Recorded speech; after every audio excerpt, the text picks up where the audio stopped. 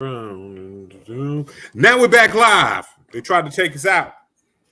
You try to put us in the box. It's Try to put us in the impossible. box. The Trump supporters try to take us out. They can't take us out. You know what I'm saying? We back. We lie. Live again. You know what I'm saying? Y'all are hilarious. We out here. Super. Let's see how this goes. Let's go ahead and reshare that. It's gonna go where, man? It's gonna go where the Illuminati tried to take us out. You know what I'm saying? Because we didn't go to Travis Scott's shindig. All right, here we go. Let's get it shared. Get everybody back into the room. Come on, guys. Come on back. We back. Come on back. Come on back. I see we got our numbers on Facebook. There we go. There we go. We back. My fault. Yeah, something went on with Facebook, y'all. It wasn't us. Something happened. It just stopped. What up, Danny? How you feeling? Daniel's judging people today. Do something with him. Who was he judging? Yeah, about what the hell was that? He's judging. I know. Don't judge us. It wasn't us. You know what I'm saying? We paid our Facebook bill. Come on now, Rock. Turn that off, Bishop. What the hell was that? It wasn't me. It was a glitch in the Matrix. I'm sorry, Bishop. I'm sorry, Bishop. I didn't mean to blame you. It's just usually you. So I just usually normally it is. What's up, Raph? Yeah. Normally it's Raph. It's probably Raph in the illegals. Raph. That stop. You can't do that. So you gotta do like you have to do covert racism with Raph. You can't do like outright. You can't. I just did that to make Raph. Raph, I'm sorry. I wouldn't even say that about you. I don't know. Always Raph. Oh man, always Raph. It's always Raph. Now, shout out to Raph, yo. Shout out to Raph, the permanent. Like I think we can all agree, Raph is a dope guest host along with Daniel. You guys are both dope guest hosts, so I thank you guys for always being there for us when we need you. Because y'all held me down last week. You know what I'm saying? I appreciate y'all. Y'all came through. Y'all came through while Justin Candy were out there being heroes and artists. Heroes and artists. I like that title. I'm always working on titles for like my mixtape, so I like that. Heroes and artists. Keish, what up, though? We got a Twitcher. That I love Keisha. Keisha makes good, tasty food. She shared it with me, and they allowed me to come share their hangout space at the London Bridger on the Sunday. Dope. So is the London Bridge really that lit? I know they be posting it a lot. It's on point. It's a good time. I can't begrudge the place that's their happy cheers. Why would I do that? So let me see. Right. So that's why they moved to Tuesdays, because they at London Bridge every Sunday. Well, they was gonna do that regardless. I see now. No, they moved because they like football. Aha. Okay. That I don't know. You can't make bacon in a newspaper. Aha. I figure it's a good pivot. Right. So that's how I process it. It's a good pivot. Yeah. They let y'all have hot topics. What's up? Oh, that's right. We are the shit because we brought teacups. Keisha had such a good idea. We brought teacups to London Bridge, and the little crystallized ginger drink stuff, and had them steep some hot water for us so that we could add it to our drinks, and we made hot toddies with bourbon there. It was happy. That's what's up. She has good ideas. I like Keisha. She's smart. I like smart women. So I had a whole Sunday. Do what you want to do. If you like to, maybe you should marry her. Excuse you? Nothing. I'm just being a facetious. I'm just being a dick because you haven't been here for 2 weeks. And you have a what would you like to say? Hold on, Patrick. What would you like to say, Kareem? Whoa, first of all, don't tell me. Don't do that. That's Philadelphia Red. You see my call sign, Philadelphia Red. I'm still here. I don't really care about that. You're always gonna be here. We appreciate that. I know, and you know what I'm saying. I appreciate that you always gonna be here for me. Yeah. Now let's get with the show. Let's get with it. Let's get with the show because we've Why don't y'all talk about some shit for the people? You got 6 motherfuckers in here talking. Talk to them about some shit. Well, first of all, let's start off with a congratulations to the one and only Missy Misdemeanor Elliott, who has received. Let's give a round of applause. She has like it up for Missy Elliott, her own star on the Hollywood Walk of Fame. Much, very well deserved. All the albums she's put in, all the people she's produced for, all the songs she's written, all the even movies she's been a part of. Like she has more than put on for Virginia and for the world and for hip hop at large. So and some of the, definitely shout out to her. And some of the stuff that we didn't even realize, like, or we just weren't paying attention to as much. Like, remember That's What Little Raven Simone? She wrote her whole fucking album. Mm-hmm. That's What Little Girls Are Made Of. She cameos on the song, but she wrote a bunch of that shit. Like, it was like written and produced by Missy. So she's been putting in a lot of work intentionally for a long time. And then, like, I know people don't. We just thought it was weird when she was doing when she was in a big ass plastic bag, but like there was intention behind that. When think about when, you know, in hip hop and music and entertainment, like women are like hypersexualized, especially black ones. So we need to be small and quiet and sexy with big body parts that like men want to look at. Like that's it. And she did everything around that, like, and took all the stuff that they tried to tell her, made her not an ideal star, and flipped that shit on their head, and is still here to the point where won't nobody do verses with her, like man or woman, won't nobody do verses with her. Nobody wants that smoke at all. And it's funny, it's her and Bus, and they won't do it together. They have said that a long time ago. And nobody will fuck with either one of them separately because there's no way. There's just no room. Yeah, true. It's too big. It's too big. It is. It's they OP as fuck. That's what they call it in the comic book world. When you OP, overpowered. You know what I'm saying? We can't put you into the movies. Why can't we put him in the movies? Because listen, we don't have enough film. We don't got the technology. You know, ain't nobody got enough. Ain't nobody had it would have to be like what Kanye said. He was like he need a couple of different people. Yeah, like it would require different people for different parts, and they'd have to create like they'd have to create like categories within the battle. Yeah. Yeah. So one half would be production, and the second half would have to be like rapping or singing. Like they have to fucking choose. They have to choose some shit. And shout out to like one thing that you did say that, you know what I'm saying, that Missy did navigate too. You know what I'm saying? Like she was able to be her authentic self, you know what I'm saying? And do stuff because, like, you know, like you said, when Missy talked about sex, she talked about sex too. But the way she talked about it from a place of power. She was like, oh yeah, you come over here, da. And what it was, she played around with it without, here's my titties, here's my ass, you know what I'm saying? And we was like, because Missy was, you know what I'm saying? It's the home girl, you know what I'm saying? That look good under her tracksuit. You know what I'm saying? It's like, oh, you know, I didn't know you. You're foolish. You didn't know you had all this under her tracksuit. I didn't know you moved. Oh, word. That's like, fun. But yeah, she's like, awesome. What? Like, oh man, hey, Miss.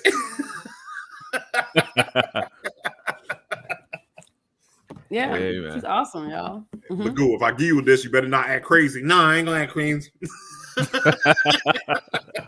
No, I ain't gonna act crazy.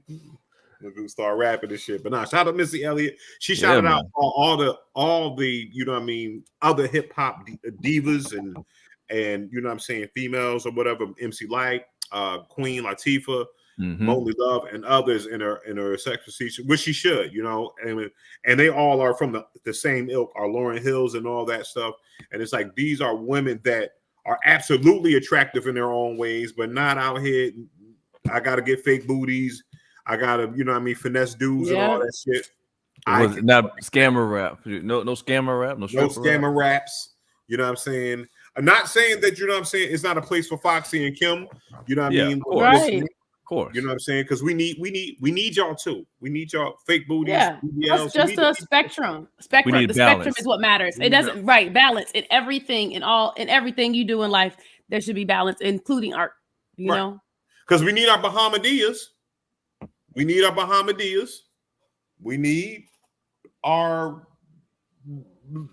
sweeties, I guess, and then we need our Missy Elliott's. You know what I'm saying? We need, because Missy Elliott is a great combination of both of them. You know what I'm saying? She can rap and she talk. You know what I mean? And she makes it fun for us. So shout out to Missy. Shout out to Missy and everything like that for the walk. She should have been got it, but yeah, but they're catching up. They're catching up. I'm glad that she got it though, even though, like you said, it's definitely overdue. She's been in the game for what, almost 30 years at this point. Yeah. So but shout out to Missy Elliott, man. That's good stuff. I like it. Let's keep it on music, man. Let's keep it on music. Let's talk about it. Let's talk about our homeboy Travis Scott and the what was the name of this festival? Astro World. Astro World joint. Mm-hmm. So if y'all don't know, tragedy hit what was it, 9 people? 8 people confirmed now.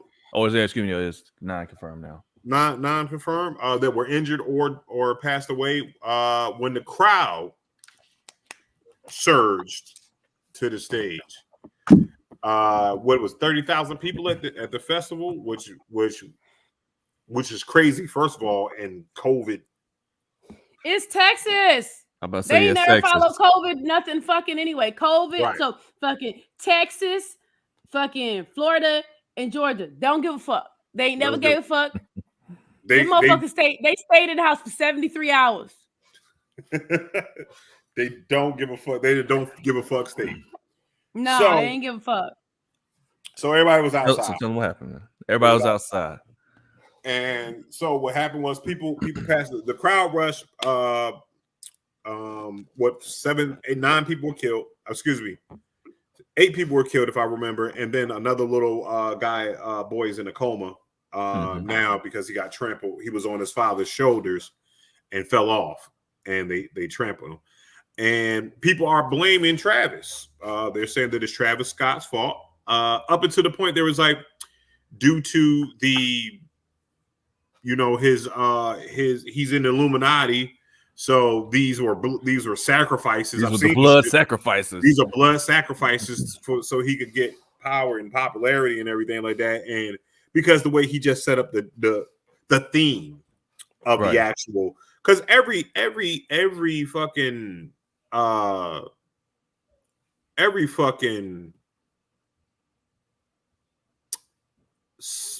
one of these festivals or whatever always has a theme to keep it fresh, to keep the walk in. You know what I'm saying? Let's go ahead and do that. So it was a dystopian future thing or whatever, and people are taking this shit to he had a tunnel here, and the tunnel looks like I don't give a fuck. You know why? It's not that I don't give a fuck about the people. Excuse me. It's not that I don't give a fuck about the people. I just don't have enough fucking information. There's a bunch of different stories. I don't care until I get real fucking facts.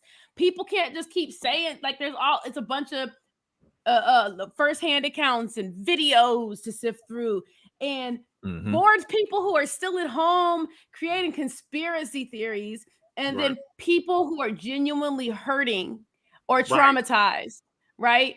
And collectively, like, I just need real fucking information. I don't give a fuck about internet bullshit. I don't give a fuck about none of that. People got hurt. They died. It's sad as fuck. What can we do moving forward? What really happened, and what can we do moving forward? And how can we help people who are struggling? That's all I care about. Like, all the hubbub around it is bored people who need to find some other shit to do, or hurt people who need to go get help. Like, it's 2 things.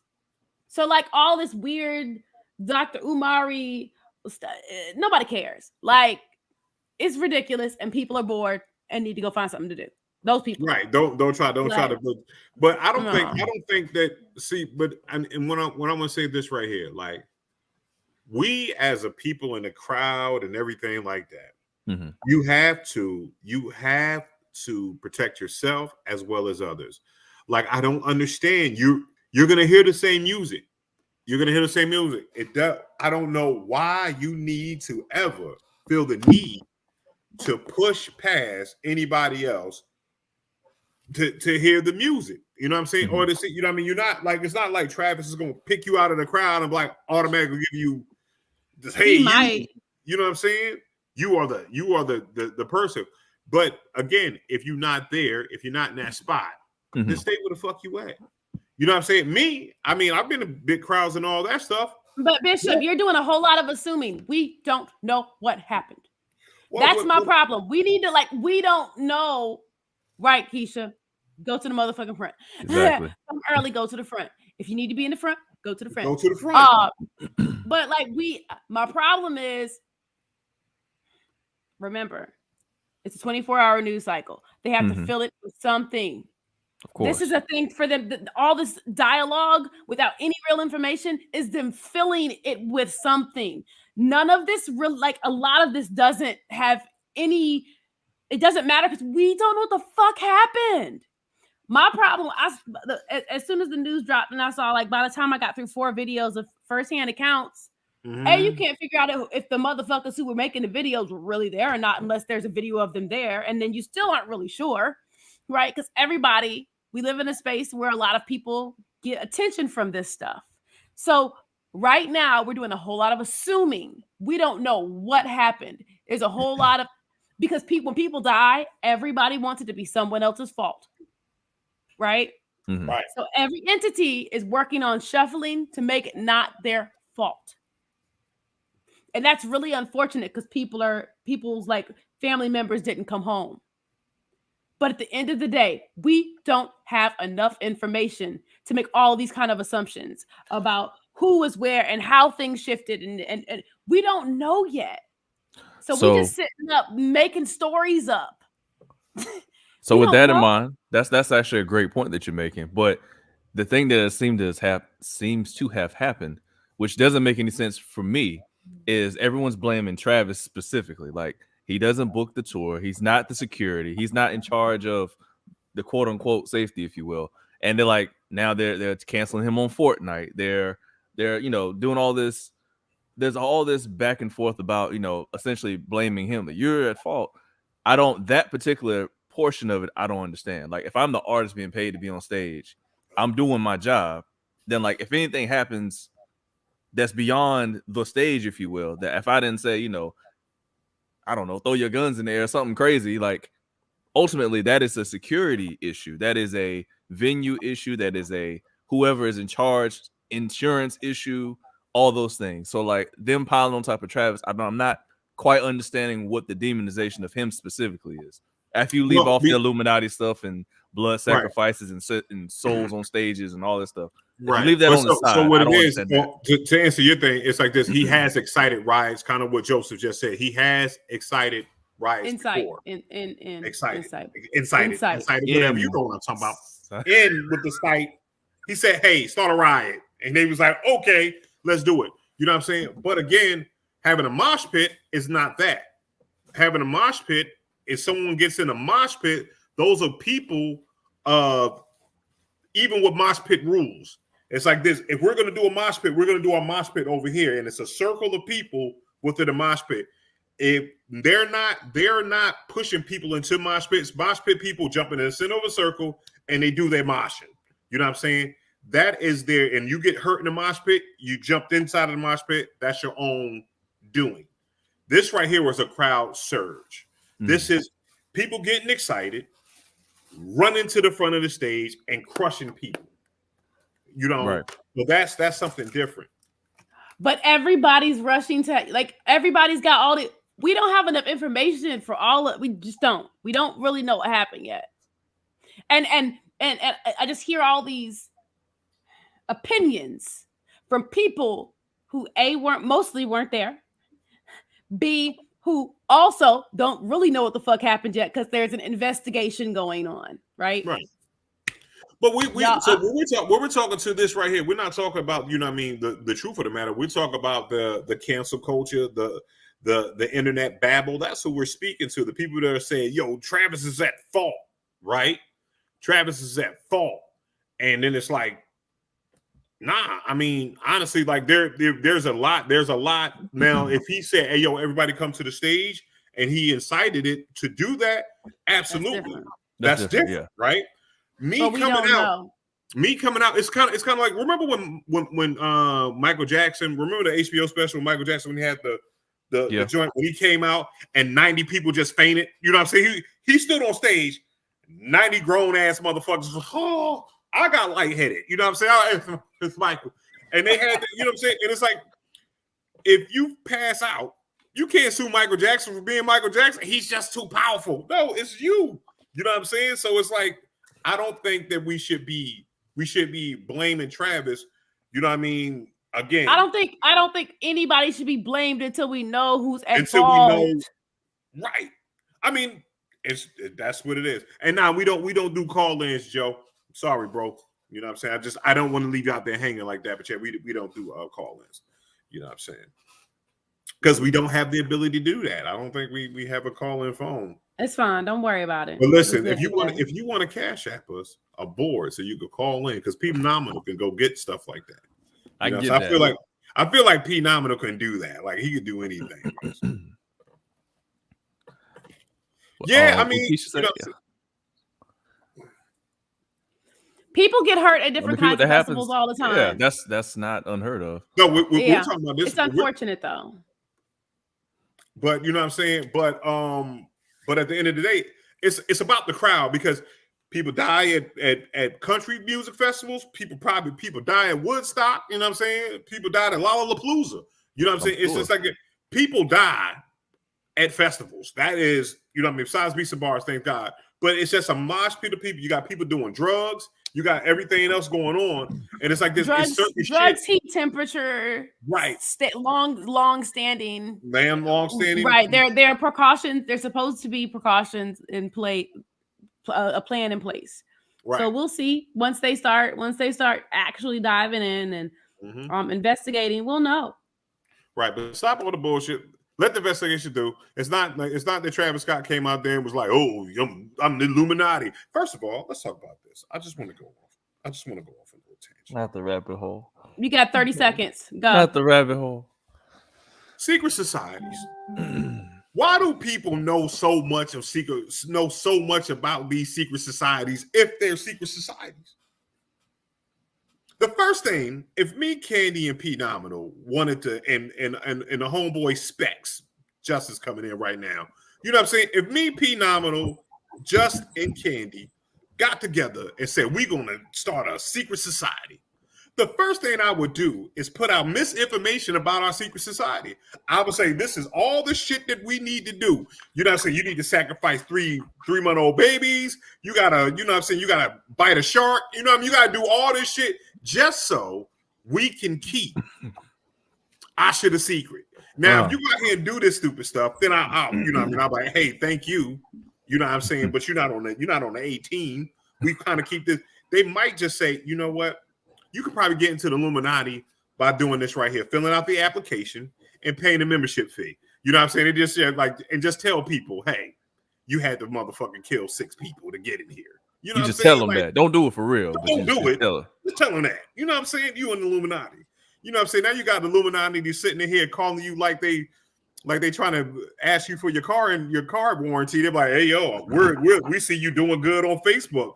You want to be a part of the Illuminati? Like, Nick, fuck out of here, B. You know what I'm saying? Like, they on Facebook like, hey, we see P, you got 100 hits on this video. Want to be a part of the Illuminati?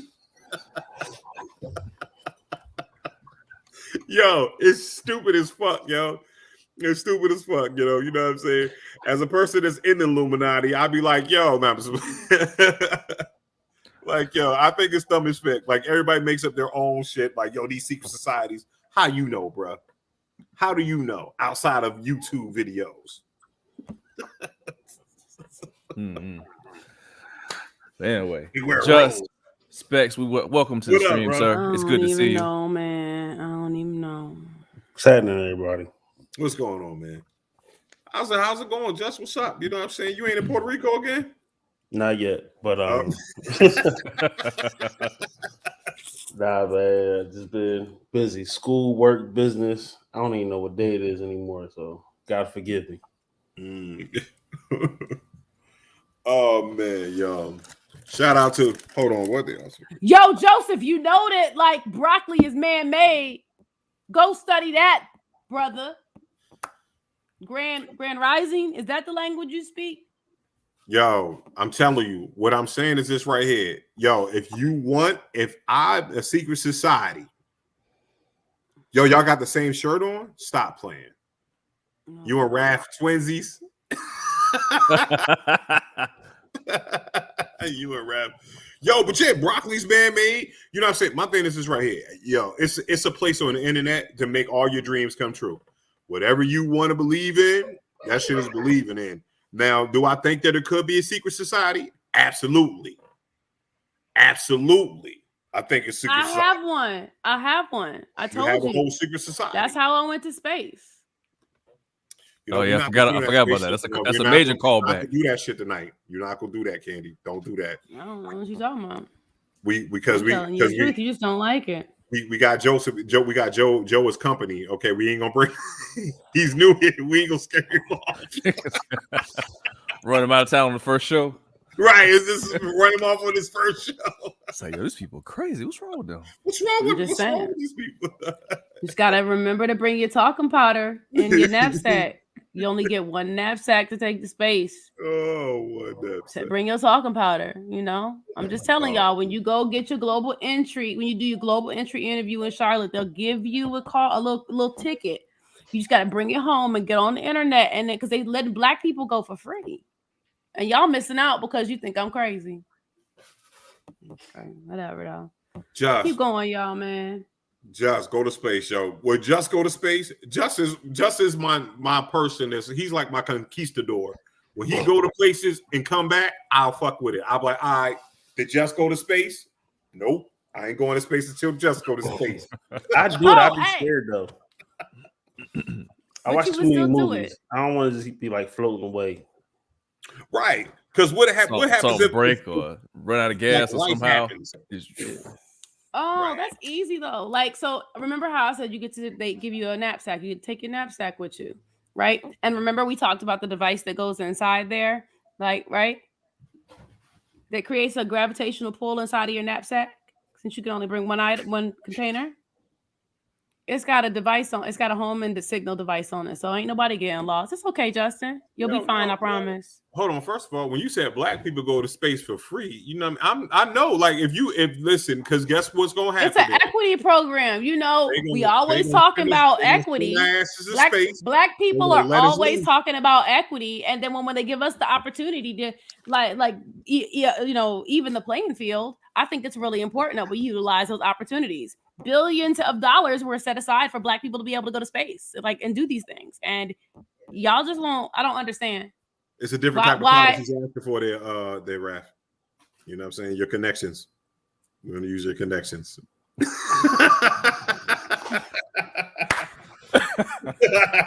It's my homeboy RAF. You know what I'm saying? Yo, the algorithm looking at the script right now, like, yo, what are they talking about? What are they talking about? I'm looking at like, what are y'all talking about? Oh man. But hey, guess what, y'all? Justin, happy early Veterans Day to you and all of the veterans. Tomorrow is Veterans Day.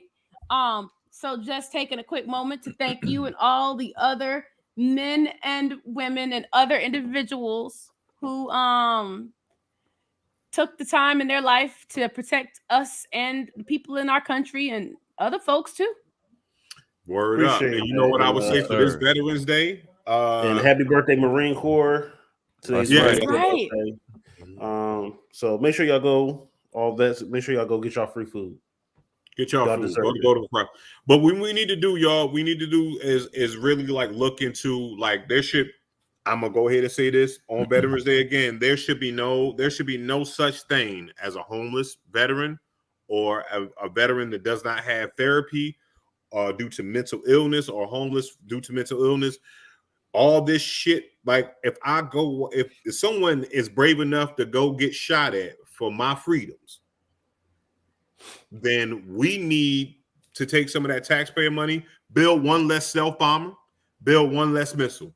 Let's get these people housed. You know what I'm saying? Make sure they got the correct care and all that stuff. Because we gonna scream out Veterans Day all day. Happy veteran, and we make a big deal out of we appreciate your service. Well, show these motherfuckers that you do appreciate their service by making their lives easier. Because you know what I'm saying, you were not a gladiator, and then you did your time as a gladiator, you survived it, and you were not given a house, and you were not given land. You know what I'm saying? And that's what these people are doing. They're soldiers. They should be given houses, should be given land. They should be given an opportunity that if they're sick, they should be having free health care and all that stuff. I know that y'all got it, but they should have the best health care taken care of, especially with mental health, because they're getting shot at. And if you ain't never got shot at or grew up in the fucking hood, then guess what? Then you don't know how it feels. So that's what I would say for my veterans. Shout out to all of y'all, man, because we got to do better. We got to do better for them. They should have top of the line stuff. If you could build a damn fucking stealth bomber for fucking $2 billion, you could build a better VA. You could do it better. You could pay some real doctors. They should have first come, first serve, especially if you out here risking your life for people. That's what I'm. You know, for sure. Well said, sir. There it is. Now, happy Veterans Day to you, Justin, for risking your damn life. Now let's go to space again with Kenny. No, I'm just fucking.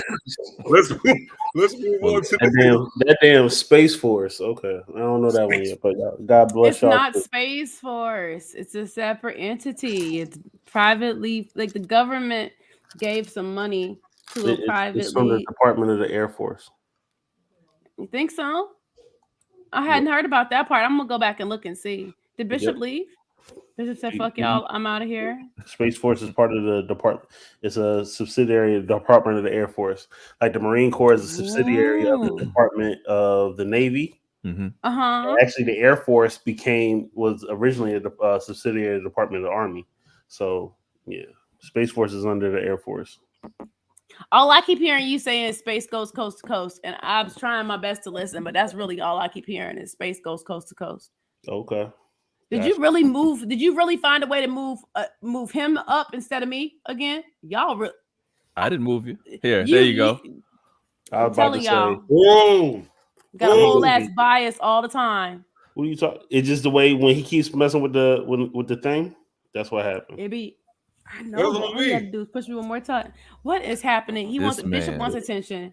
Bishop wants attention. You do that. Well, speaking of people who want attention, let's transition. Let's talk about something else. Let's talk about Kanye Titter, aka Yeezy, on Drink Champs. What did you guys think about? Raise your hand if you watch the whole thing.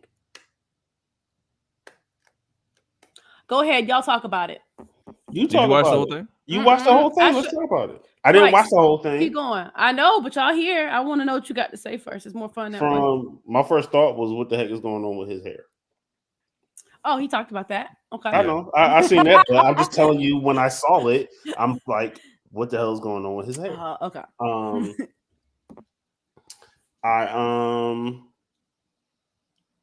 was looking at it, and he did very well explaining his idea of being quote unquote homeless, what his house is, things like that. So I digged it, that, and he did do a lot of name dropping, which was funny to me too.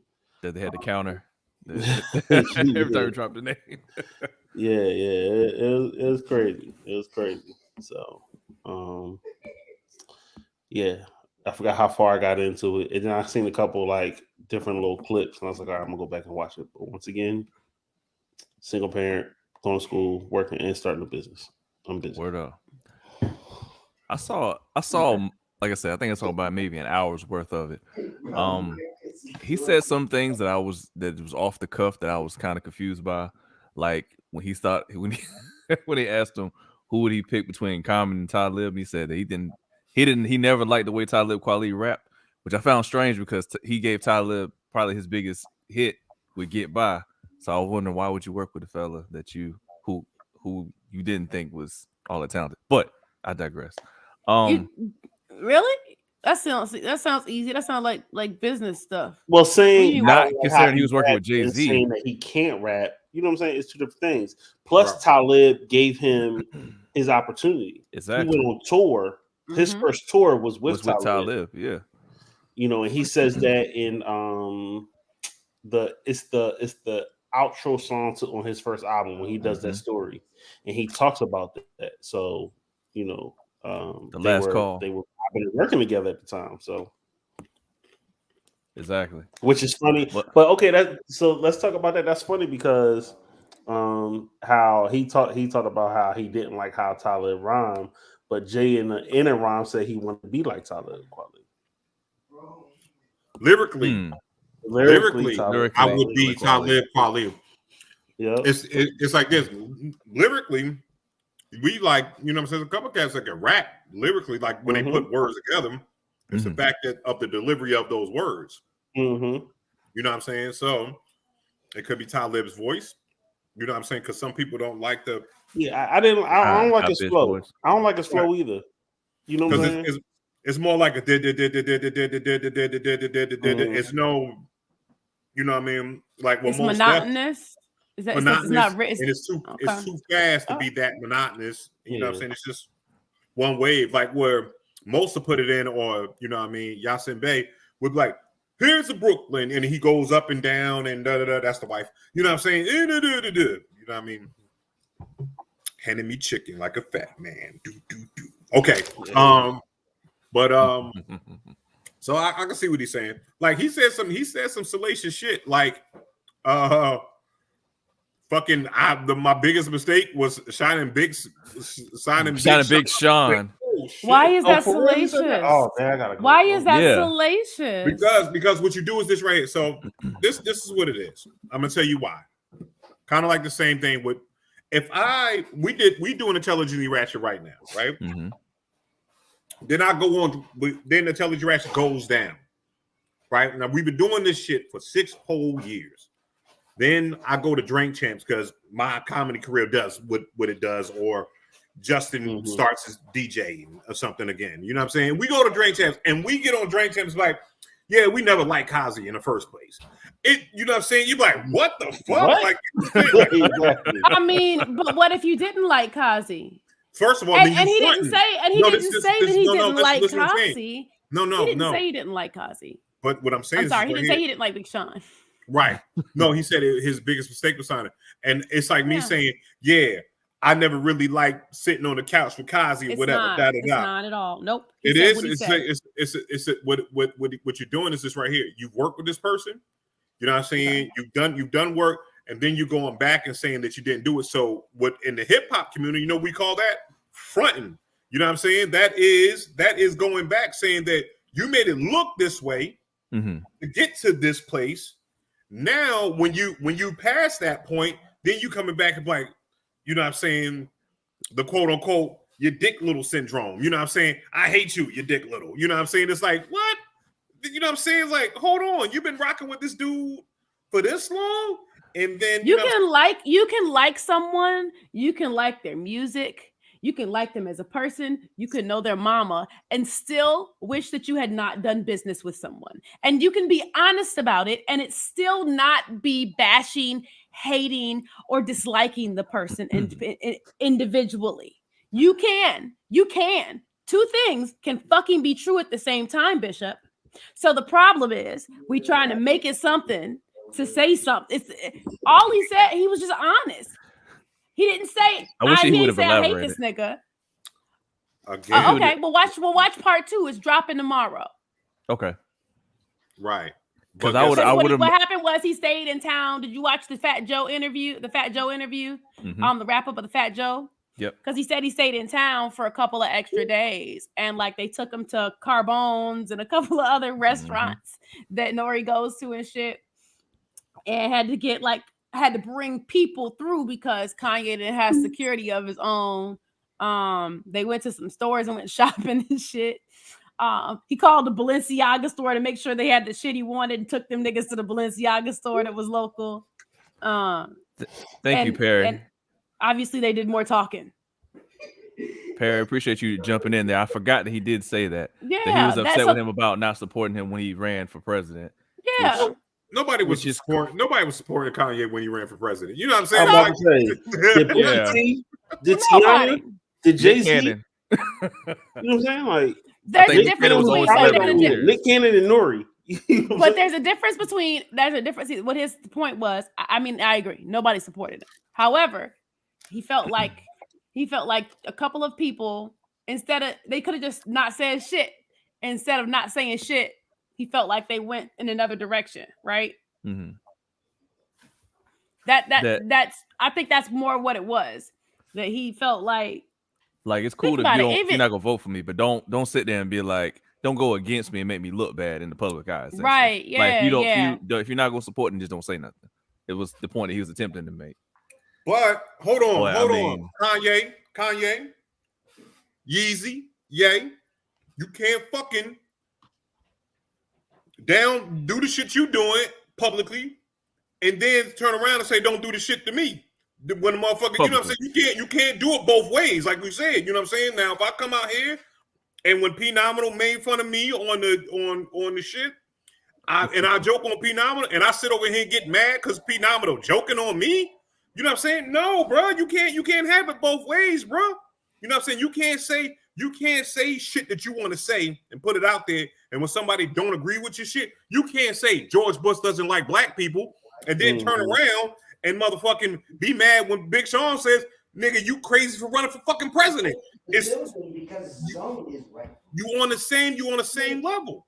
Mm-hmm. So people can disagree with you publicly if you disagree with other people publicly because you have done it. You can't get on stage with Taylor Swift and you can still have feelings about it, and you can still have feelings about it. Just because it's contradictory doesn't mean people don't get to have feelings about it. So I hear you, but this was him having a conversation about how he felt about that, right? So you can have feelings about it. It's like you can cheat on your wife, right? And then she cheat on you, and you be like, you still have feelings about that shit.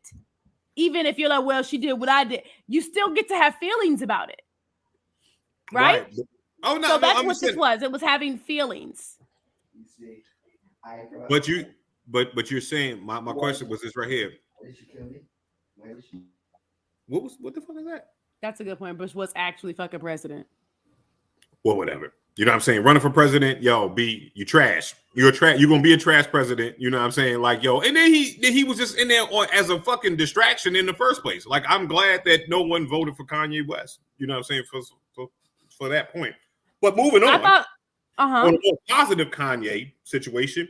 Mm-hmm. Shout out to him for trying to find beans for fucking $50 million. Yeah, easy because he came with the name. Because he came up with the name. So you know what I'm saying? Like I said, again, Kanye's human. We don't have to always agree with it, but he do some dope ass shit. Like hit beans up and be like, yo, I made $1 billion off this shit. Here's $50 million and 5%. Yeah. Like now, you know what I'm saying? That's beautiful. That's beautiful. That's going back to saying that, you know what? This was a person that didn't sign any contracts, but gave me this name. That's a good point. Why couldn't Kanye find beans though?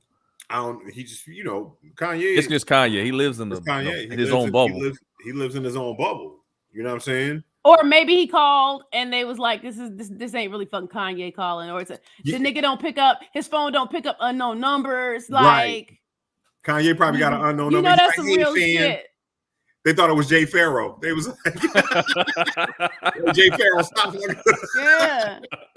Like anything, think about it. Anything could have happened. Like it's real easy to like try to call somebody, and it depending on what level of celebrity you live in or what your world is like, niggas might be calling Beanie Siegel fucking phone all the time about bullshit. And so he has to kind of use some kind of discernment about picking the fucking phone up.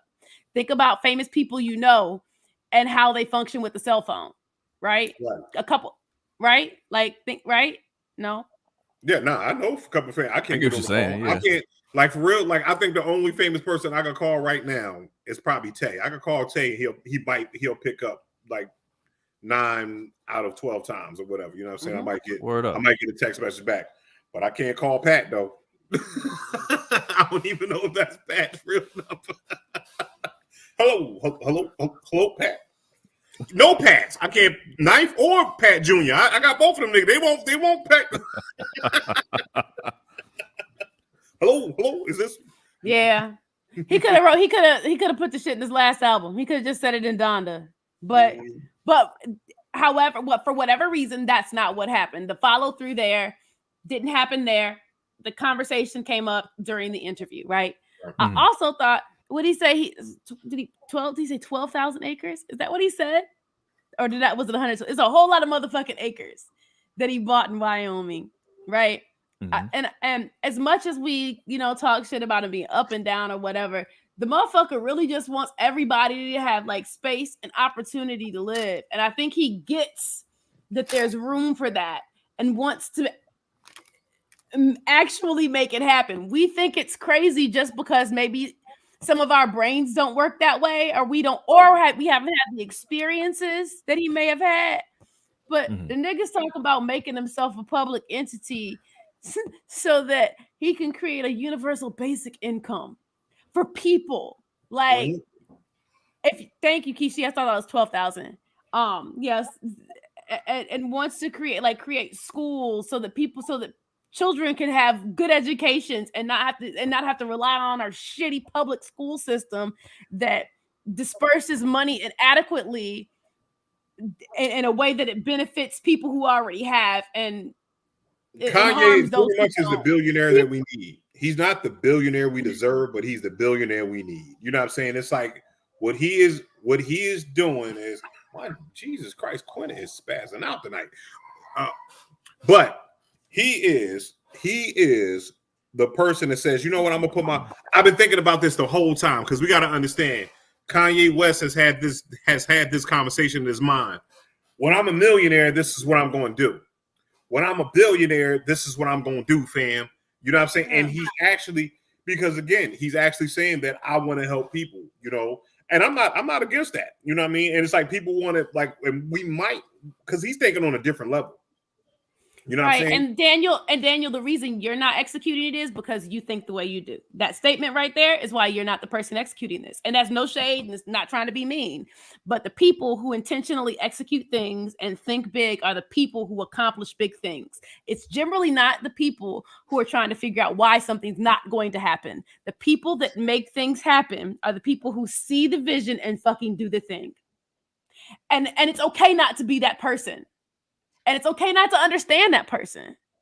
However, like, you're not going to be the person, especially if you've already decided, if you're already creating stories in opposition to the goodness or the goal or the vision that you have. You're not going to be the motherfucker to make it happen.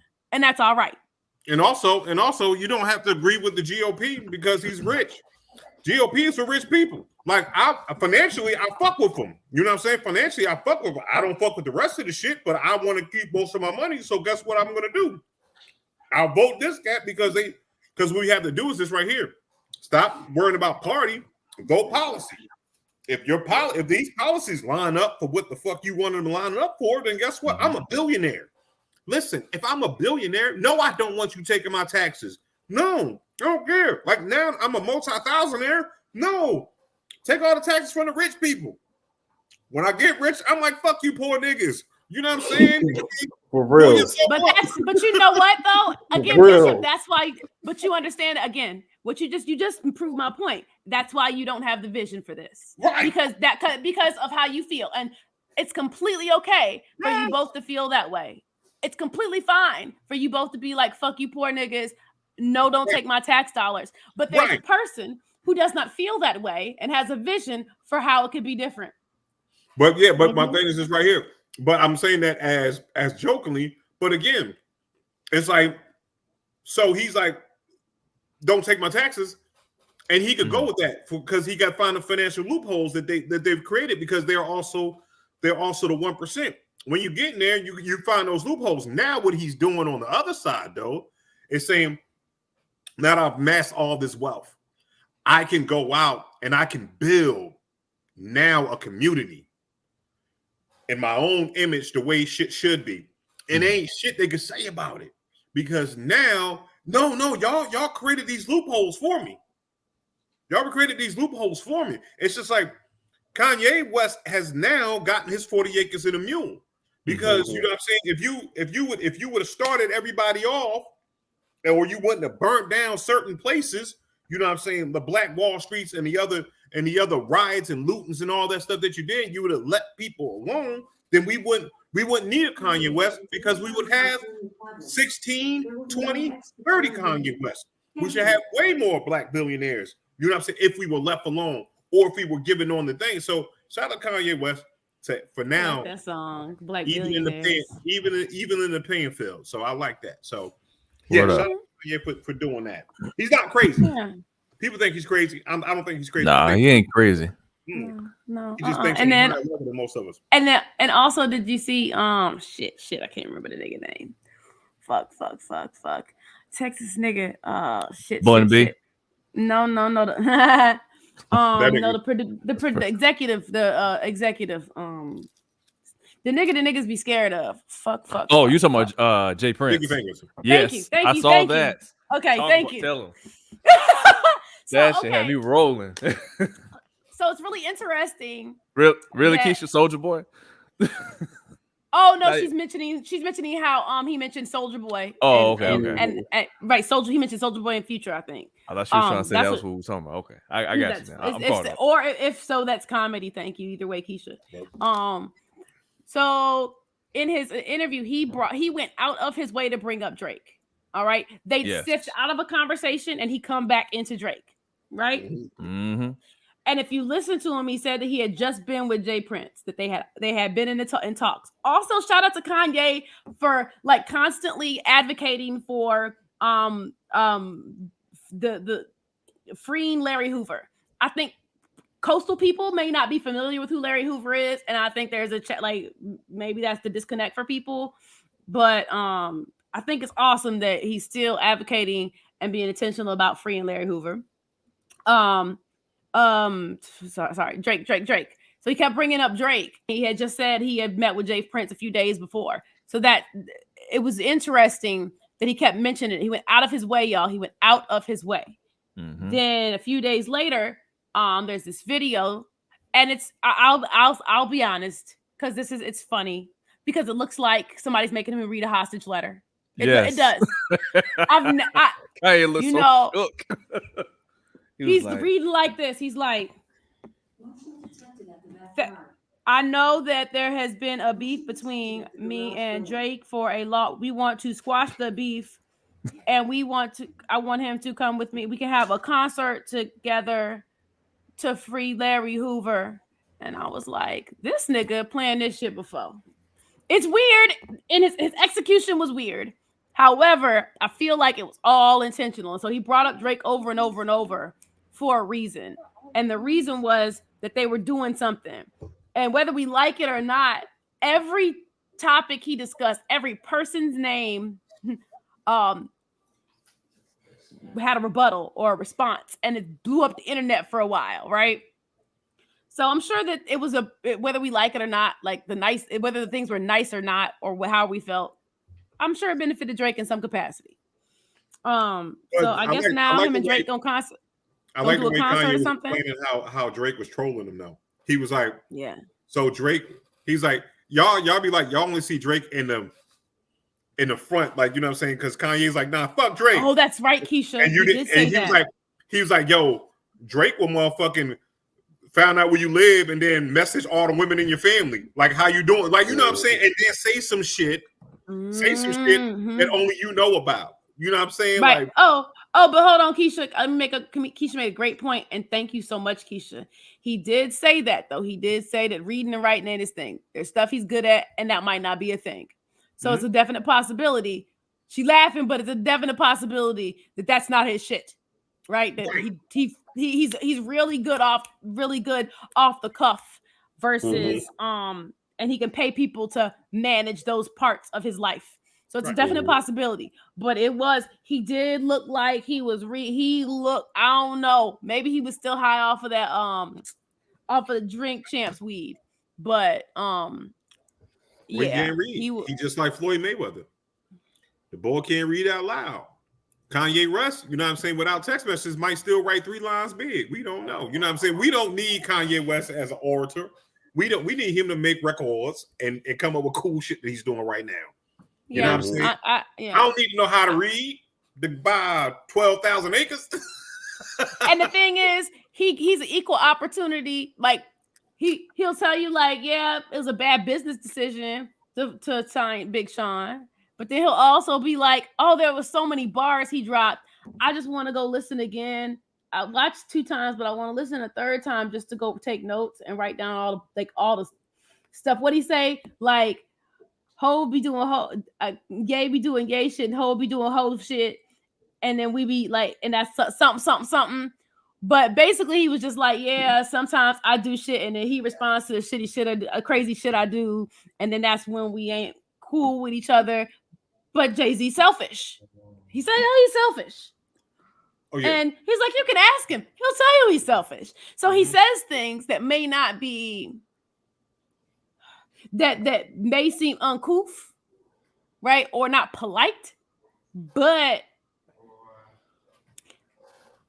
he's maybe a little bit more honest than people are comfortable with in that capacity. But he's equal. He spreads the shit equal. He said, that's not, yeah, Jay, my brother. However, the gloves. And I also was watching the Joe Budden podcast. They were talking about the gloves, and I hadn't thought about the gloves. I saw them, but I kind of let it go. Did you see the gloves? With the gloves. He wore gloves through the whole interview. He wore gloves. Yeah, I know he wore gloves all the time. He had some, and he did not take them off. Even when he went to go smoke the weed, he ain't take them off. He asked someone else to light the blunt for him because he had on gloves. That's what he said. Can you light this for me because I have on gloves? Why do you think he was wearing gloves? I mean, like I said, they were talking about it on Joe Budden podcast. Because his hands, he's a part of Illuminati, and they whitewashing Kanye West, and they start from the hands first. They Michael Jackson and Kanye West. Or he's a vampire. Or he may be a germaphobe, but don't want to touch that same stuff they touching. I was thinking about, that's what I thought about. I was like, it's still kind of COVID-y, and I don't want to touch a bunch of shit. Also, look at his haircut. Y'all worried about gloves? Not worried, but like, I don't say y'all worried. I'm just saying, like, people questioning the gloves. Yo, his haircut. That that's why he had a haircut like that, because he was wearing the gloves when he cut his hair. They were too big. He was in that shit. The shit was folding over. Justin was like, no, he said why he cut his hair like that. He was guiding the barber, and he told him to do these things because he wanted it to feel wavy. Like, why not? Candy. Yeah, I saw him try to explain that. There's nothing wavy about that. I don't care how in tune with the artist of Kanye West is. A fucked up haircut is a fucked up haircut. Like, it's only fucked up if you decide that it's fucked up. Well, we decided that. We're deciding as people that get haircuts. But that's you get to choose what art you like. And if his haircut to him is like art and it feels good, then that's what it gets to be. And all that matters is that y'all niggas don't do that shit to your hair because you don't feel good in it. It's art. It's art. Yeah. And it what does Bruce say? So it looks good on you. That shit don't I would never do that. Like you see, like the painting that Candy got behind her. Remember, he had his hair like that with the parts in it that looked like Candy shit. I remember that was pretty dope. I was like, okay, that's dope. You know what I'm saying? Because it looks intentional. It's like, okay, I'm doing all these squares. I'm here with you with that, Kanye. Now I won't do that to my shit, but great. But when you in this motherfucker that look like someone, like he did this right here. Hey yo, fam. Throw the clippers at my head while you spin me around, fam. You got spin while you throw the clippers. That is not what he said. Fam. That is not what happened. Y'all need to go get your life and watch the rest of the interview. It's not what he didn't do that. No, he treated his head like a drum pad with clippers, and he was just making beats on his head. He ain't cut it. He had a barber cut it. The Yo, barber Finn, name was his- Nigga when Barber. we These initially hands, saw Nigga Barber. Nigga the Barber. original version of it, we saw he had a barber do. He explained that like the barber, like it hurt his heart after he was done with it. He was like, "Yo, I done messed up Kanye Yeah. West's hair." He didn't even Right. charge. Like- He did not charge Kanye West for the haircut. And then Kanye Oh, I'd essentially have kept charged it him like going after the fact. $150 just because. Yep, I don't care what it turned out like. I've done work for like corporate entities and I still took their money. Mm-hmm. That it felt, I'm gonna still take your money. It's still a fee You for don't my out here, time. you out here did the Meek Mill's cover, the album cover right there. Right. Katie Right. went out here and did. She did 3 lines. That'd be $7 million. Appreciate it. Give me my check, motherfuckers. And then You paid took for a me finger for and that shit. dipped in. I'm saying, but he spoke about that multiple times about how I have all this money to buy all these things, but somehow, like, there are people around that continue to give me things I don't have to pay for. He's talked about how he's living out of a knapsack because that nigga's been to space too. How he lives out of a knapsack. He got like a little box that he carries That's around him. It's his house. He's like, cause all the extra to manage, function, deal, attachment to a home isn't what matters to me in my life. And people tend to try to use that as like a way to like that you can be controlled by your home.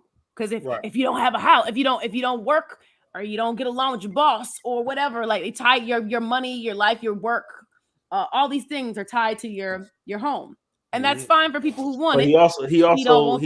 lives a life where he's rich enough to do that shit. He's Right. And that's what I said. He wasn't he wasn't speaking to everybody to do it. He was literally just talking about his own life. And he was like, yeah, I don't want to do this.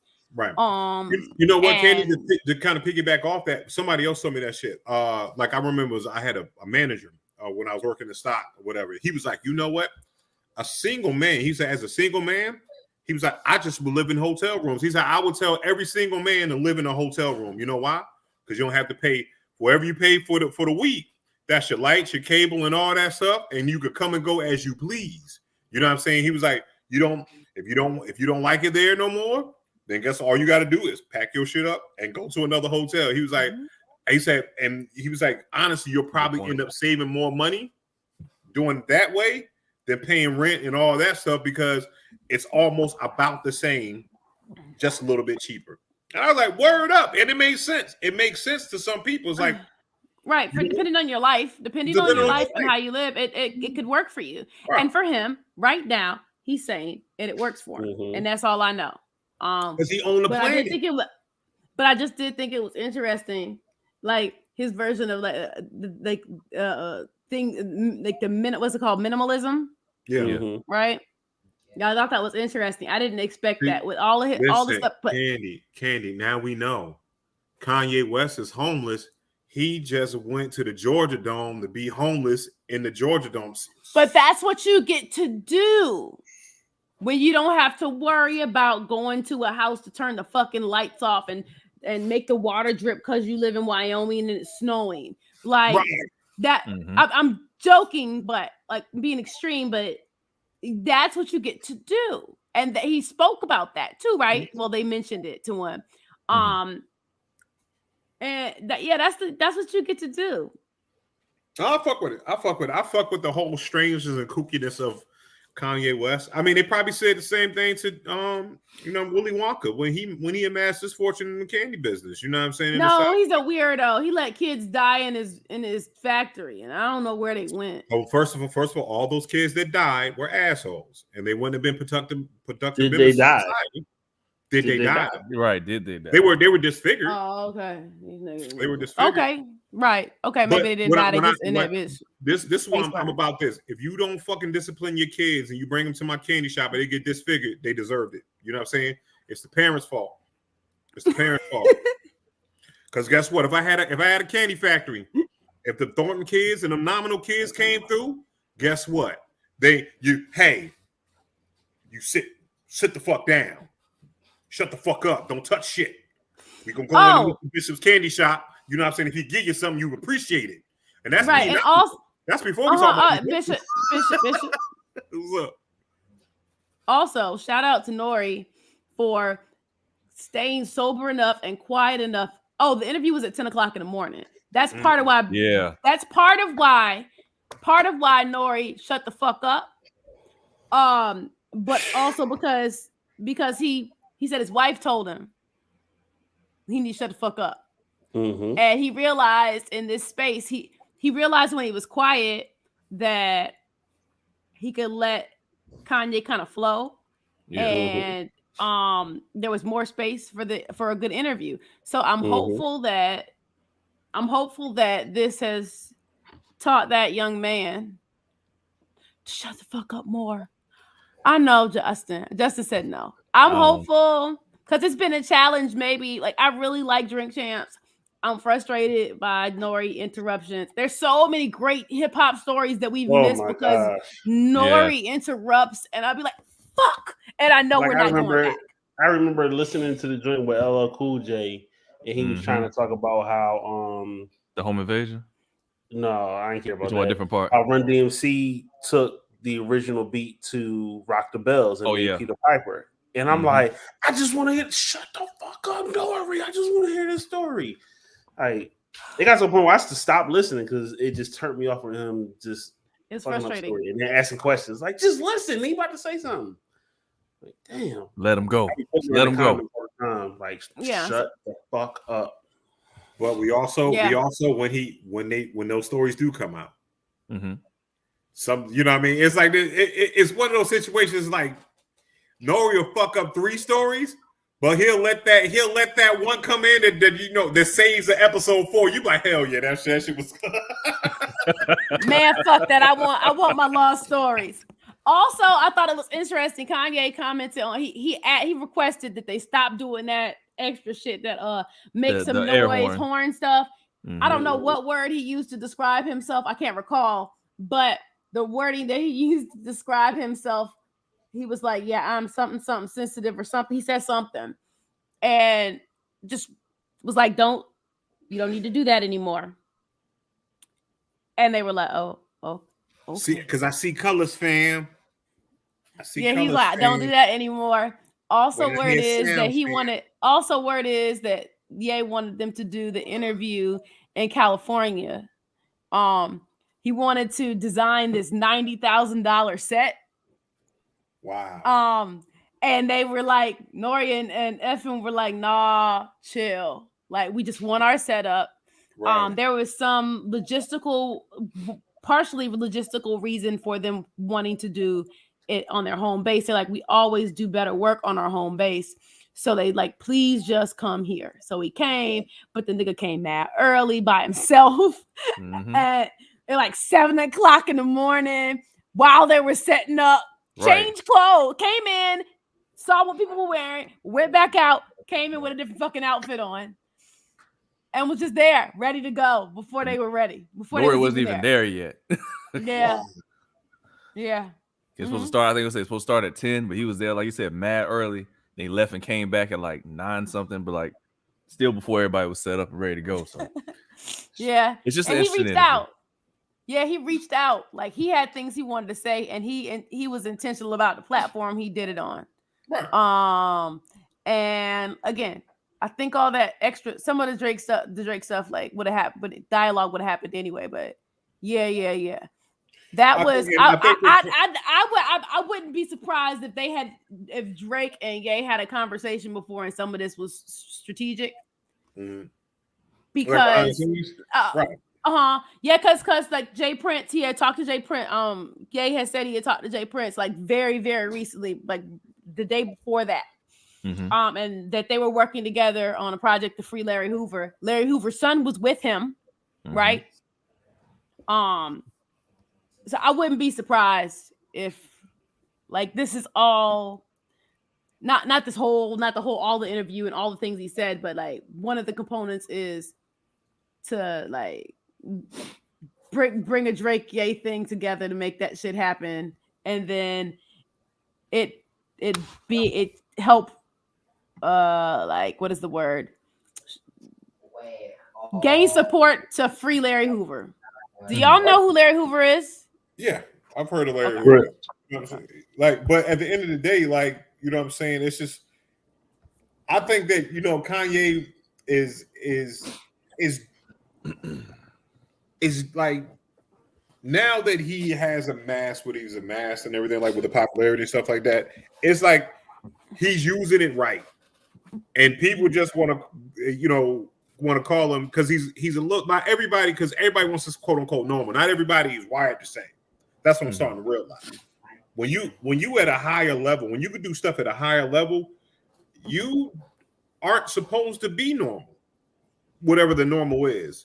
You know what I mean? Because, you know, when people work in their 9-to-5 brains, and you got people that have never left their blocks, let alone their city, let alone the country, you know, they don't experience things the way a Kanye West has experienced things. And when you do something at a high level, shit get weird behind you because you have a different way of getting to that place, right? It's just like, you know, the people that are exceptional aren't going to fit correctly within the normal society because they are exceptional. You know what I'm saying? Like you can't think like a person that has the amount of talent that Kanye West has. That's the reason why we have our princes. That's the reason why we have Michael Jacksons, Janet Jacksons, Jay-Z's, and everything like that. And these mega people that we look at because we cannot think like they think, or if we could, then we would all do it, right? So, right. Yo, so yeah, I mean, he makes some missteps because the way Kanye West fucking name goes. Yeah, I mean, I'm a genius. In the world. Talking ain't my thing, fam. Talking ain't my thing, fam. Ad strategist. ADD. What about it? What about it? That's what I'm saying. No, it was ADD strategist. But he commented About on what? that a while back while you were talking. So, oh, okay. So it doesn't make sense. Okay, go ahead. Right. Sorry. There it is. So that's what it is. Shout out to Kanye West. Shout out to Kanye West. And shout out to him doing on J-Trans because now he's made it. He's made that interview. What? This #1? It's like 3 million views or whatever on Apple. Oh no, 5, my nigga, 5. 5 now. I'm crazy. So yeah, it's their most watched. So it has to be. It's gotta be. All the new eyeballs he brought to the product. So shout out to him. Yeah, we gonna get you. I'm gonna send you the DSM-4 section for ADHD so that can make better sense, Perry. It's currently got 6.8 million views. That is amazing. Yeah, last time I checked, it was 5, which means people are either going back and watching it. First timers that didn't get it the first time around, that didn't get it initially to prepare for tomorrow. I think that's great. I think it's great. I mean, but it's that also Nori gets. I think it's great that Nori. You got people like me that I gotta keep watching it. You know what I'm saying? In like 30-minute increments. You know what I'm saying? So that's gonna be 4 or 5 views right there. So it's interesting. Let's talk about. Thank you.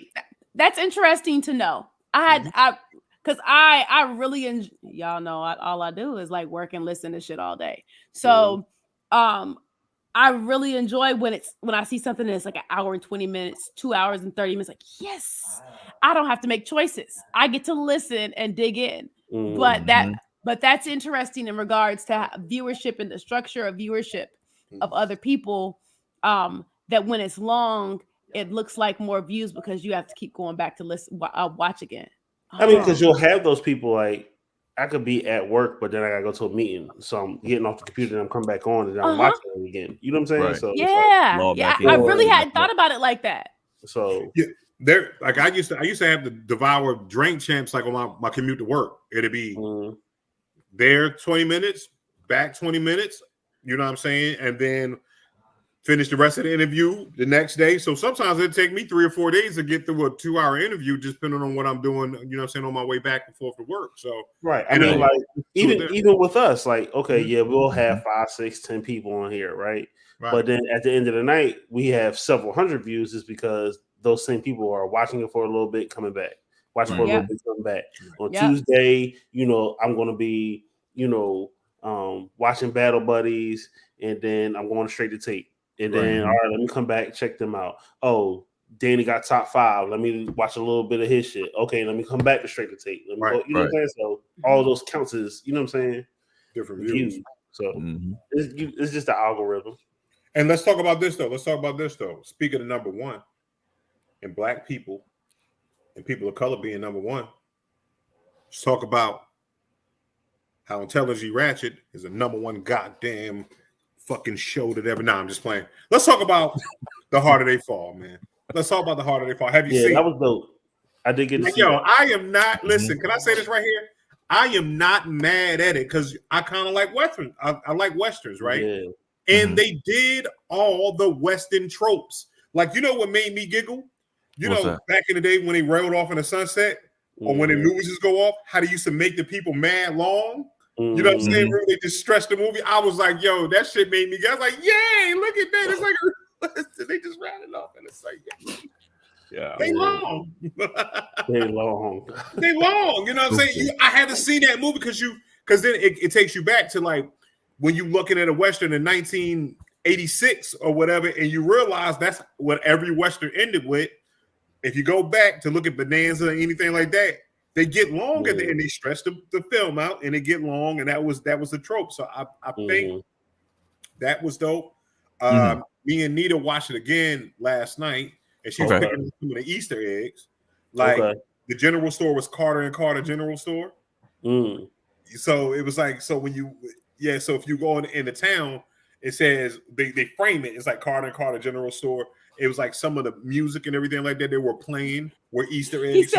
He called Jay and was like, Jay, what rhymes with Carter? He said only one thing rhymes with Carter. He said, what? Carter. Like true story. That's what happened. That's how they got to the Carter. Because he asked what rhymes with Carter. Right. And Jay said only one thing rhymes with Carter. I was like, oh, that's fun. I like it. I enjoyed it. I enjoyed the whole movie. I like the plot twist at the end. I like homie that's on the Old Spice commercials. I be fucking up people's names, but his shit was hilarious when he was like, oh, you better get out of my face before I eat my steak. I was like, oh, this nigga. It's about Deion Cole. Oh, it's about Deion Cole, yeah. I was great. I was like the Old Spice nigga. Like what? Yeah, you said Old Spice. I threw me off for a second there. All right. Yeah, he got the Old Spice. Cole. Right. From Blackish. He from Blackish. There you go. You said Blackish. All right. Yeah, he was like Deion Cole. Like he was like, oh yeah. Oh, he said, oh, I'm gonna make this. And he was like, when he was practicing, I said, no, they didn't put this shit in. Like this nigga was practicing. I said, oh my god. But yeah, man, it was a dope. So what did you? So I guess everybody saw it. You got everybody liked it.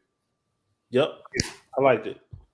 The only thing I have against it was the complaints of people with the Stagecoach Mary thing. You know what I'm saying? And I'm like, so the real Stagecoach Mary is a 6 foot, 200 pound black woman, dark skin, very dark skin, right? Yeah, I've seen. So okay. So the character they can play, again, she's fair skinned black lady. You know what I'm saying? But people like, oh no, I'm like, you could have got Leslie Jones. That's about it. Right. You could have Leslie Jones. No. Leslie Jones bodied that. Sweet. What's our home girl from Lovecraft? What's her name? Oh yeah. I wouldn't want Journey Smollett. But she's not 6. No. The dark skin Jerry Smollett. The sister. Yeah, I got. But she's not. But she's still not 6'2". She probably like 5'4". That's what I'm saying. Like that's why I said Leslie Jones. Again, you know what I'm saying? But it's like this. If you're gonna do it, but it's like Missy Elliott. You're absolutely right. Missy Elliott could play that shit. But at the end of the day, it's like this. The characters are real, but it's representation, right? And y'all want to complain about that shit.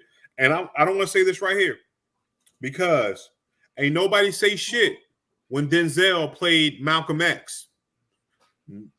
The whole nigga name was red. That's why I put Philadelphia Red on here. The whole nigga name was red. they ain't nothing red about Justin. You know what I'm saying? This shit, you know what I'm saying? It's like there ain't no reason. Like I'm saying, it's like no one looked like who they were supposed to be. Mm-hmm. What they did, they got actors. They said this is the character that you're playing, and we're making. It wasn't like they told the story of Stagecoach Mary, and you had to be. It was a biopic pick, and they picked some light-skinned lady. No, they did the black version of the Avengers in the Western. That's what they did. They got some dope ass motherfuckers said, here you go, and make a dope movie. You know what I'm saying? Like, all right. So we've covered the things that we like. Right. I personally, for me, I watched the movie once. I didn't go back and watch it the second time yet. It was a slow burn that felt a little too slow for me. Like it started off a little strong, it ended very strong. In the middle, there was parts I didn't like. It just felt like it was moving. The storyline was moving along too slow for me. Now, I didn't have also as far as tropes go, I didn't think it was necessary to make Idris nearly inaudible. Like at certain times when he would talk, when he was talking to Deion Cole's character, he was like he did this drawl like he had the gold teeth instead of Deion Cole. I didn't like that because I know I've watched a lot of westerns growing up, Big Valley, Bonanza, all these different westerns over the years. Okay, I understand we're doing the representation thing. All right, cool, fine. Just from a point of view of how westerns usually go in general, I have never had a problem understanding any character at any point where I had to like really turn up my TV and be like, what do you say? I thought that was a step too far personally. Now it's just me as an individual of the consumer of the material. I didn't like that. Because you're right. Okay, go ahead, Bishop. Go ahead, Jeff. You got it. I'm thinking partially. I mean, a lot of stuff they were like talking like real low, like to each other. Yeah. But then I'm also thinking where Idris is originally from, and not just trying to have an American voice, but then have a American Western, Southern voice it's too. Texas, it's So Southern. That's another technical on top of that, which I can see that. Sounded bad. I didn't. That's just my theory. Personally, I just didn't like it. Yeah. Yeah, I got you. I'm just saying it's probably just my theory. All right.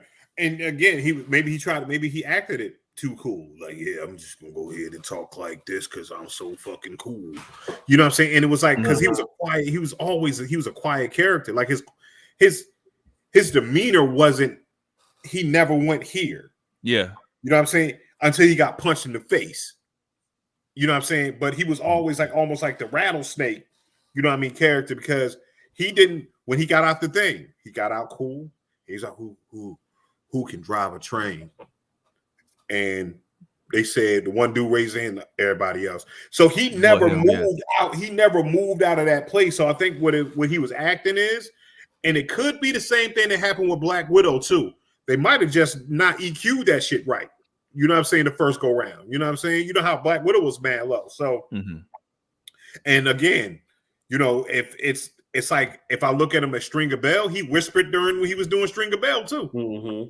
You know what I'm saying? So it just that might be his whole because he do the whole. I'm gonna look over my head. Let me bend my head down and then look up at you. Look, and the boom mic is here. So it's more of an impact in the character than actually what he's saying. What he's saying. Okay. I think I can see what y'all. You see what I'm saying? And it's all about where your mouth is and shit like that. You know what I'm saying? Because the microphone is here, and you doing Idris Elba, and I'm Idris Elba. Let's talk about that. So now you think about other movies that Idris has played in. Yeah. And when he has regular speaking roles and he can do his voice projects. Like he doesn't have to, you know what I'm saying? He does his regular British accent. Like when he did the one on Fast and Furious type joints. Right. Or whatever. And on Pacific Rim too. Yeah, like he's speaking and he just getting it out or whatever. But when he has to change his voice, you know what I'm saying? He mumbles it. Yeah. So you don't hear that I'm Idris Elba. Right. Have y'all seen that shit that I sent y'all? Like I'm Idris Elba, he could do anything and shit. Like shit was hilarious. So basically, Idris Elba's a mumble rapper. Basically, Idris Elba is the mumble rapper that we all love. You know what I'm saying? He's our mumble rapper. Let's talk about my man Jonathan Majors, man. Yes, I love niggas with those kind of facial features. Oh, just big, all of it. Oh. Oh. Hey, you know what? You know what? Hey, listen, I'm kind of with Candy. I'm like this. Jonathan Majors' facial expressions tell a whole story. Because when he did the song and that shit moved in close to him, and that nigga was like, I said, "Oh, the lip trill nigga! Oh shit, we scared." I grabbed my gun from under the couch. I was like, "Oh shit, let's get it right." I loaded that shit up with some buckshot, and I was ready to go. And you know, he's like Denzel. And when I say that, what I mean is, some actors, no matter what role they're playing some kind of iteration of themselves. Mm-hmm. But we accept it, and it works, and it's comfortable, right? And I feel like Jonathan Major does the same thing. Like, yes, it's different movies. Yes, it's different roles, but it all feels authentic. It feels like him, right? He got all that nose. He got that big old chocolate ass wide nose and all that mouth. Just everything is so big. Oh, stop, black. Candy. Stop, baby. Because you out here, you got to turn it into something else. So black. Then you can just see Candy Joint just do this right here. She can be like,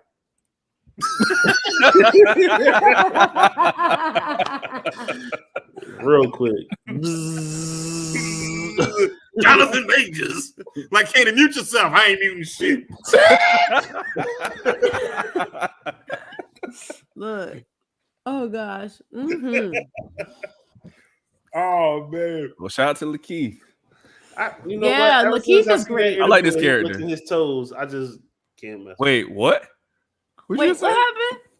You said saw an interview with him licking his toes a couple years ago, and he was like, this is when he's like walking around barefoot and shit.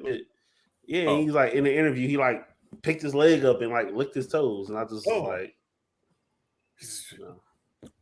I'm gonna try. Didn't know that one. I almost flipped over and did it. I just didn't want to hurt Justin's feelings. Appreciate it. Thank you. Knew. I just wanted to see if I could, and I saw it happen in my head, and I was like, "No, Candace, poor Justin." Can I say this like, right just here? Don't do it.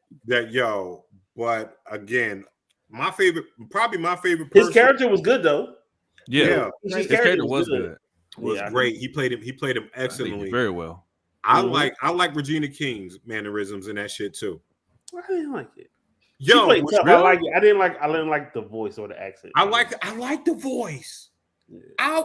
That was one part that New Orleans. I was gonna say her character's from New Orleans. Yeah, I like the. I thought she did well with the voice. That was the only voice as far as like unique voices go. I like hers the most. Like, first of all, Regina King got gorgeous eyes, and when they I was like this. I was like, oh my god, she just got a lot of white and a lot of funky colored eyes. I was like, look, you are 97 years old, chick, but you can still get it. Right. You don't listen. What I pull you come in, let me jump in that Escalade with you real quick. Like, shoot, I'll have one night in Miami with you. God damn it. Oh my God. Why do we know what the fuck he's talking about? All right. Come here. Also, the soundtrack. Be in room 227. All right, if she can, you gotta let her have a Jonathan Major moment if you're gonna be doing all that. That's what I'm doing that for. I'm doing that because of that. You know what I'm saying? With the big, she got the biggest back. So I'm getting with the Reginas. But nah, I like the story when how she killed Hope, and she was like, Hope must die. I love that shit right there, Regina King. You know what I'm saying? When she said Hope must die, I said. That shit, Regina King, everything. Director, actors, you know what I'm saying? She peeled the apple fast than a motherfucker.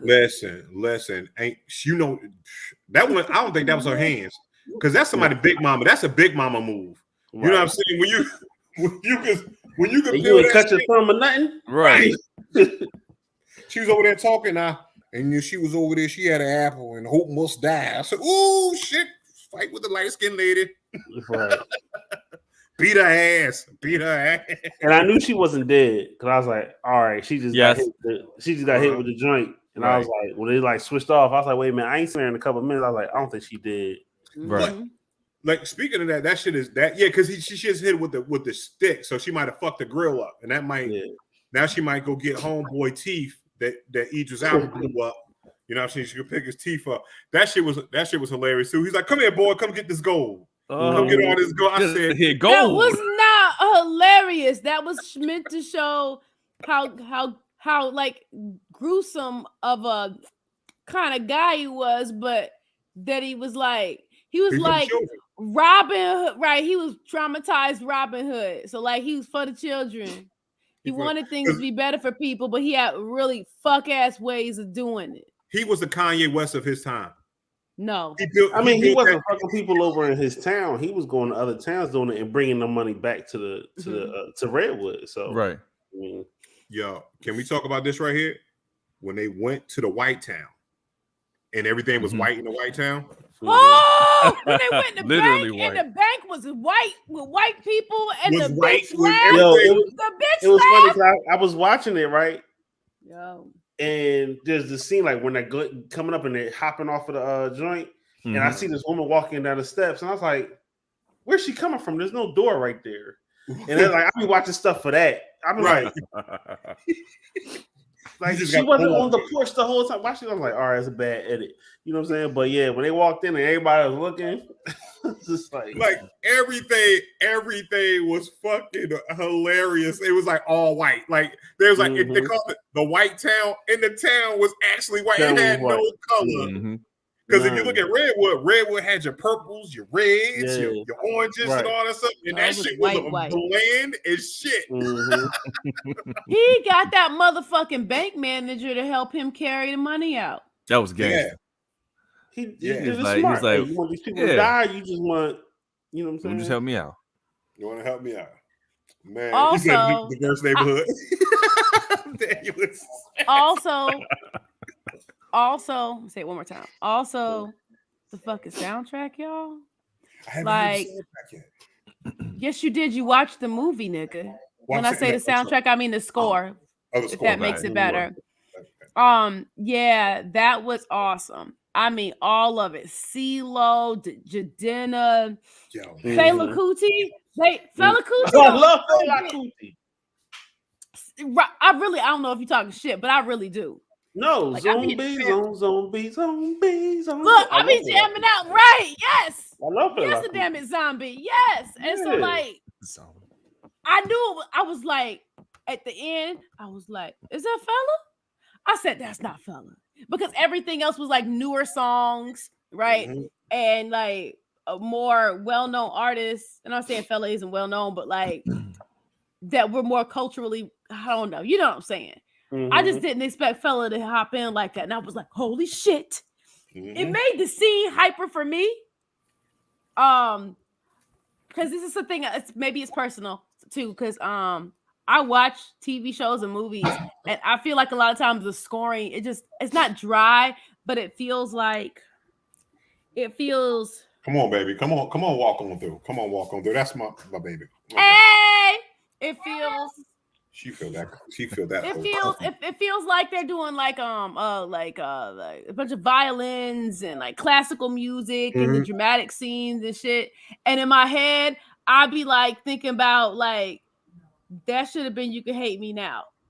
Like there's parts of Game of Thrones where when old girl came out, the motherfucking tent shit with all the flames and the shit was on fire. All I heard was You Can Hate Me Now playing. Right. Or girl is on fire. No, not or. No. That sounds whack. It's fucked up. It doesn't match. No. The emotion attached is hate me now, motherfuckers. Like what? Right? And that's what it felt like, that they got it. That they actually got it and connected it to the right music. That felt nice. That was great. And if anybody hasn't seen like a Fela documentary, it's worth a watch. There's a documentary, and then there's a second document. There's a documentary called Fela, and it's about the live production show, but they blend in his story with it, and that's good. And then there's a documentary about when they tried to assassinate him and killed his mama instead. Speaking of killing people, my homeboy, my guy, the what's his name? I forgot the character, but the motherfucker that talked way too much. The nigga. Young boy. That nigga, Yeah, the that nigga right there. With the Chinese, his kid got some amazing eyes. All right. Because I was like, yo, how are you blinking? It looked like how your eyes is big and tight at the same time. You know what I'm saying? He was like, those shits was stretched. It was like, yo, he had a ponytail. But he was hilarious. He was hilarious, yo. And he was like, because he was like, and is he work with Cherokee Bill? I'm coming out because every time I talk about being speeded, this nigga wants to bring up Cherokee Bill. I said, yo. And I thought he was going to win that gunfight. And I did. I was like, oh, man. He going to get this gunfight. He going to shoot him. I was like, they setting it up. Mm-hmm. For you to do this right here, for you to think Cherokee Bill is going to shoot his ass because he's talking too much, but he's actually going to be quick enough to do the shit. Yep. And when his ass got shot in the face, a little bit of me died because I was like, "What?"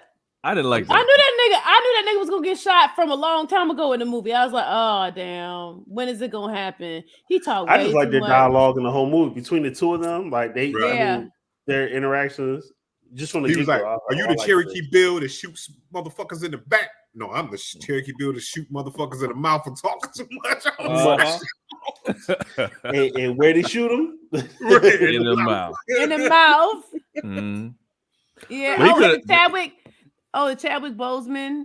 Yeah, the Chadwick Boseman. Mm-hmm. Yeah, that was dope as fuck too. The train was C.A. Boseman. That was dope. Oh, okay. I didn't pay attention to that. Yeah, so when you go back and look at it again, you'll see the C.A. Boseman. Man, what else, man? So hold on. Let me. I got a question for y'all real quick. So clarify something for me. When Idris' character was watching all this stuff go down, and he's seen his people get killed left and right? People getting blown off, getting shot off the roof. His chair, what was the fellow you just mentioned? I forgot. Bill, whatever, Cherokee Bill. He get laid out. Why didn't he jump in? Like at any point, like, all right, I see my people need my help. Let me jump in and start murking folk. Like, why didn't he do that? Dramatics. Right. I mean, he still could have had to stand up at the end. I just thought that he was. I just wanted to do more.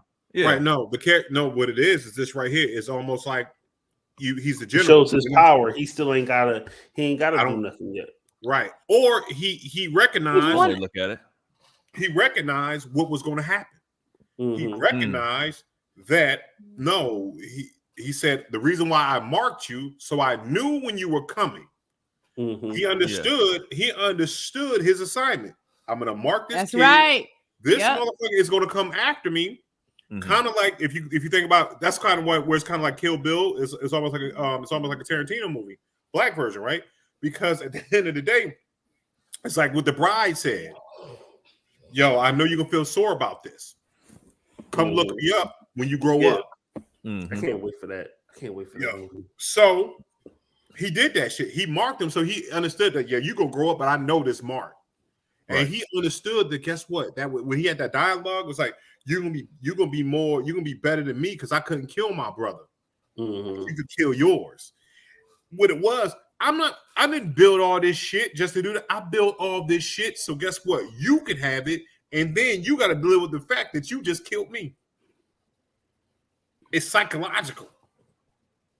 He just didn't want to live. You know what I'm saying? He was fucked up. He was like, yo. He had a plan. Exactly. That was all a plan. If he would have gone out there, he could have got shot with the stray bullets, and he would have never been able to fuck with his mind. To see his plan through. Right? Mm-hmm. He might have actually got shot with a stray bullet or some other niggas gunfire or kicked in the head by a horse, and then he would have never got to tell this nigga that they was brothers.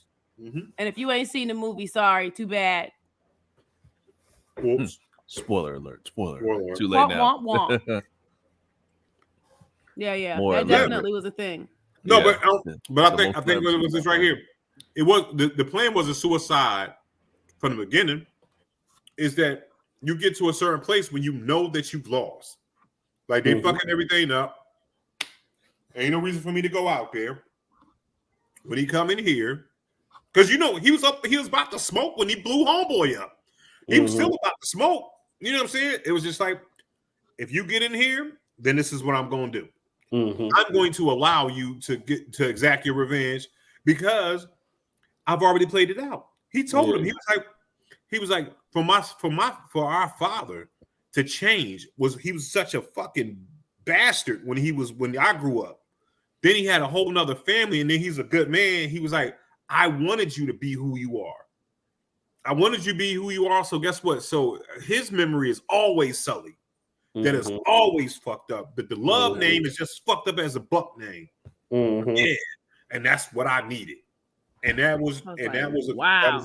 Yep. Generational curse. He that's what he wanted to perpetrate. Yep. The generational curse.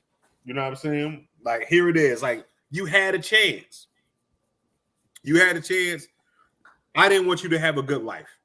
Yeah. You had a chance. You had a better chance than I did. You know what I mean? He killed my mom. I'm gonna shoot your mom right in front of you. Yeah. That was dope. I enjoyed it. It was good. Yeah, it was really, really good. Mm-hmm. Yeah. Have you seen Eternals yet? No, have not. I have not. Yeah, how is it good? It's a slow burn. Really? Yeah. And it was all right. Was it like Thor 1? You know how Thor 1 was just like me. What the fuck are we doing here? Cause I ain't know. I was like, all right, I don't know nothing about the Eternals and Celestials and all this stuff. So all right, so I'm learning a little bit. I'm like, all right, I'm just see where this stuff go. You know, what the hell? whoa, people. Okay, I thought I was tripping. I'm so glad it's not just me. Whoa, let it go. Hold up. Okay, shit. I'm gonna let it go. He knew what he did. But it's a lot of people. It's like 8 people, right? It's a lot of character development to manage, and I don't think they've ever done that before. We're going in a new direction. They're broadening some shit, but it just feels like that's a lot. It was a lot to take on. There's no need for character development. Okay, interesting. Okay. Okay. The movie explained it. It was long. I say, it was a slow burn. You know what I'm saying? I was just like, yeah. A couple good fight scenes. And I was like, all right. So I was really just paying attention. Okay. I was really just paying attention for the Easter eggs to see what I could see. You know what I'm saying? And the post-credit scenes. Yeah. Past and future stuff. So I was like, all right. Cool. So did they tell you? Can we talk about why the Black Celestial ain't stop slavery? You know what I'm saying? Why he just sitting back? You know what I'm saying? Did they explain that shit? Because they can't get involved in anything that's human related. Only when a deviant is involved. Oh, that's interesting. All right, I'll take it. So it's almost like The Watcher. Almost like I'm not allowed to. Yeah, I'm only here to watch. Yeah. Yeah. They can nudge people along with like advancement in education, technology, certain things like that. Mm-hmm. But like stopping things from happening. So, somebody wants to wage war. It's, what I'm saying? They just gotta. It's your problem. Yeah. And then seeing what their purpose is and what our humans. What our purpose is, and all, like, okay, understood. So then you understand why Thanos did what he did. I'll say that. So it's worth the watch. Oh, so it's a one and done. Yeah, I would say it's a one and done. Yeah, Keisha, if you're a Marvel fan, you're gonna watch it. You're gonna watch it. Right, I'm gonna watch it. Yeah. Also, Shang-Chi. For those of you, Shang-Chi comes out on streaming on Friday. I'm going to put it on a projector in the backyard on Saturday and have few people who either want to watch it again or didn't make it to the theaters to go see it over because it's going to be grand. It was such a beautiful, beautiful movie that I'm very excited to watch it again. I don't remember much of it. If I could come. I don't know. Justin, you're a complicated pickle sometimes. I know. Like I just sitting there. But yeah, I liked it a lot. I thought it was beautifully done. I appreciated that it was it didn't feel super connected, but you know it was connected. It just, yeah. Mhm. I liked it like that. It's almost like the Carnage and Venom shit and everything like that's about to come out. Yo, I'm not good at Venom wanna see movies. that. I don't want none of that Venom shit. You don't like so you don't like the stringies? The I don't like the Venom. I don't like that. The you don't like the string. Venom character? Oh, Or you just don't you don't like the interested. you know what I'm saying? Like Oh, you talking about I how he's ain't- physically made? No, how I he's- just don't like the story. I don't like the Justice. I don't like that. I don't like that storyline / franchise. I don't know what word I should use for it. I just don't really fuck with the Venom stuff. I'd be like, you what don't I'm fuck gonna with what I Venom need as this a for. character. I'm gonna ask you like you don't like Venom in the movies. comic books, you don't like him on I ain't seen I just haven't seen either of the Venom movies, and I have no intention to. That's the honest truth. Like somebody gotta. If I'm somewhere chilling, and somebody like, yo, let's watch these Venom movies. I'm like, if I get nachos, I'll watch the Venom movies maybe, but I'm not really. That Venom joint was whack. The second one? Yeah, I heard about The that. second one was I whack? heard that. Oh, Was it? man. Yeah.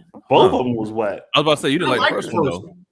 Both of them was whack. I Really? fucking I like thought the it. I first like one was Tom solid. Hardy though. Really?